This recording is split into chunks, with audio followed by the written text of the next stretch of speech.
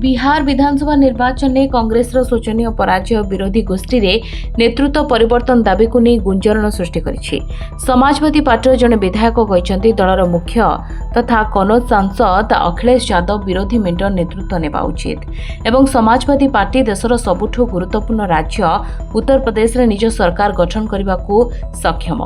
गत वर्ष साधारण निर्वाचन में 37 लोकसभा आसन में विजय होता समाजवादी पार्टी होची कांग्रेस परे लोकसभा द्वितीय बृहत्तम विरोधी दल। लखनऊ सेंट्राल विधायक रविदास मोहरोत्रा कहते जदि निर्वाचन परिचालना बालाट पद्धति व्यवहार तेबे बिहार इंडिपेंडेंट सरकार गठन कर। अखिलेश यादव बारंबार बालाट वोटिंग दाबी करने सह इलेक्ट्रोनिक वोटिंग मेसीन व्यवस्था पर प्रश्न उठाई।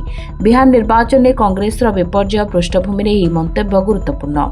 2020 निर्वाचन में 19 आसन जीतिथिबा देशर मुख्य विरोधी दल एथर मात्र 6 आसन पाइछि। निर्वाचन पूर्व विरोधी दल नेता राहुल गांधी, कांग्रेस अध्यक्ष मल्लिकार्जुन खड़गे और दलर अन्य वरिष्ठ नेता माने अनेक रैली करने सत्वे यह होइछि।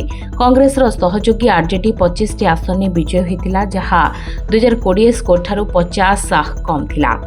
243 सदस्य विशिष्ट बिहार विधानसभा एनडीए 202 आसन में विपुल विजय हासिल करिछि। निर्वाचन पर निर्वाचन में कांग्रेस खराब प्रदर्शन जो मिलित मंच में नेतृत्व परिवर्तन पर स्वर उठी।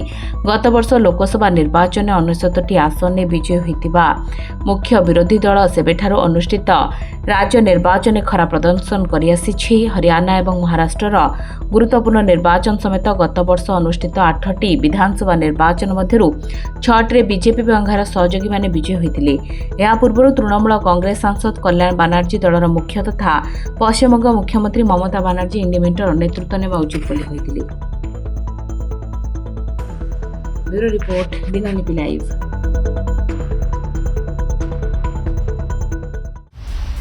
दिनलिपि लाइव को एबे ही लाइक शेयर सब्सक्राइब करंतु।